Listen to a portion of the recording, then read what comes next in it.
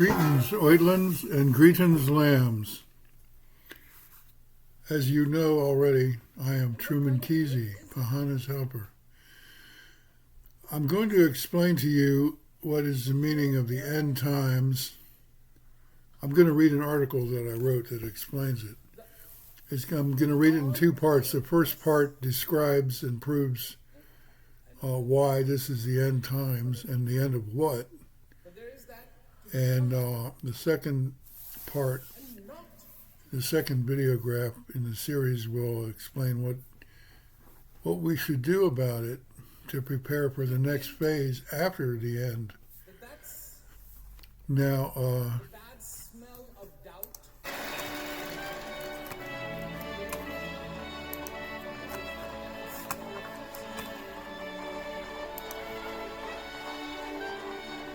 that's not so loud for you, but it's too loud for me to hear myself reading. Okay. How do we know what to expect? History tells to us that which will happen. What will most likely happen? Then we understand what to do. By the way, I'm wearing this hat because I don't know what it means. If I knew what it meant, I probably would be against it.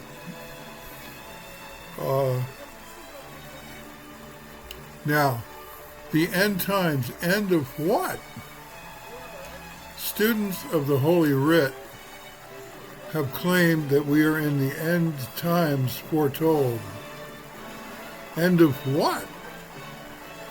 It says the end of the established order. Cosmos means the established order. In Greek, it means the establishment.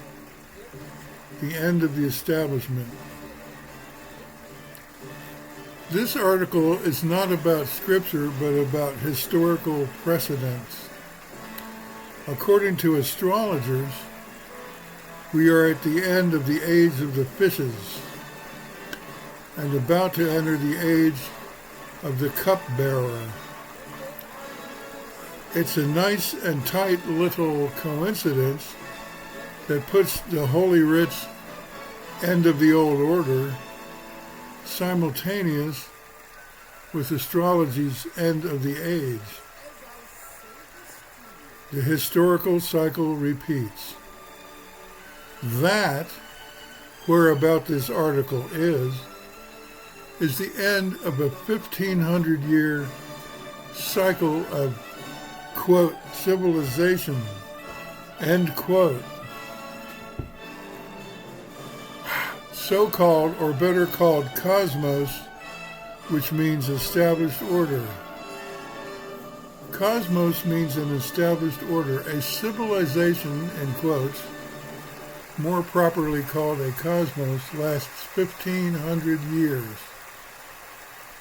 This is according to the research of Arnold Toynbee, but also confirmed in the astrological research summarized by Charles Janey's article about cycles. And disintegrates. A civilization disintegrates or is disintegrated at the end. Western civilization is in disintegration. What are the three signs of disintegration, the three marks of disintegration of a cosmos? A cosmos is in disintegration. Wait a minute. Hush your mouth, girl. There you go. A cosmos is in disintegration. Oh, sorry. I added an extra verb. A cosmos in disintegration causes three groups of folks to be formed as separate from each other. Number one is a dominant minority. Number two, an estranged folk within the civilization. And number three, an estranged folk outside of the civilization. Earth-wide Western civilization is a first in history. Have we reached this stage of disintegration? Indeed, we have done so. So done. For the first time in history, we have a society that covers most of the earth. Who are the dominant minority? The dominant minority has been formed by the Zebites under the dominion of the Priory of Zion. What? You don't know about the Zebites and the Priory of Zion? As long as you stick with the Brotherhood for safety and mutual aid, you are very likely to obtain more details about these groups. But we Leafer talk 81% about solutions and only 19% about problems. Those groups, the Zebites and the Priory of Zion, are problems. So we minimize our telling of them. Who are the estranged folks within?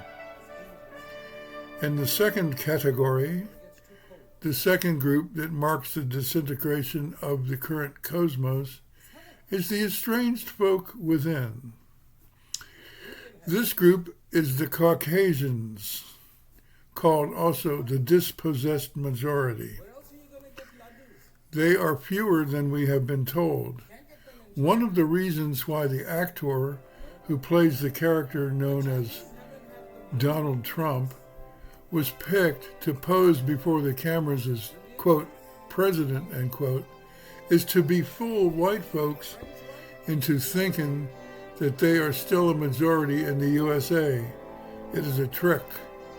For example, last time when I checked, about 2010, now it's more mixed than then, nearly all of the animators at Disney were Chinese.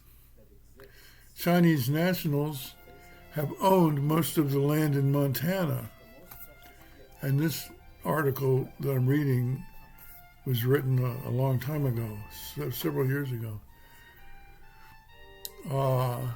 And the public utilities of California, owned by Chinese, not Chinese Americans, but Chinese nationals. Also, they have had control of the Panama Canal. Supposedly we got it back, but then the inside intelligence agencies say that actually China still has control of it. At this time, anyway. China has lately been under control of the network involving the Priory of Zion and ancient papal criminal families.